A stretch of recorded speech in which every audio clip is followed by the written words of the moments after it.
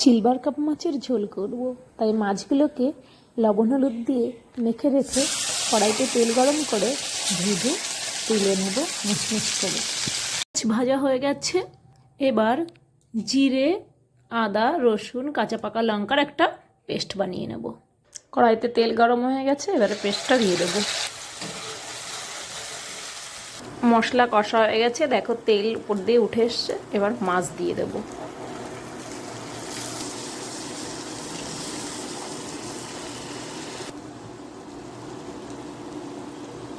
ভালো করে একটু ভাজা ভাজা হোক। এবার গরম জল দিয়ে দেব। এবার গরম জল দিয়ে দিলাম।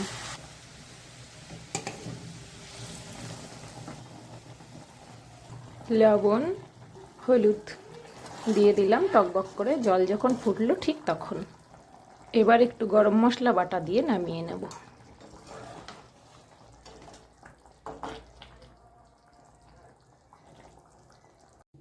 রান্নাটা হয়ে গেছে। কেমন হয়েছে তোমরাও বানিয়ে একবার দেখো আর খেয়ে আমাকে বলো কমেন্টস করে কেমন হয়েছে।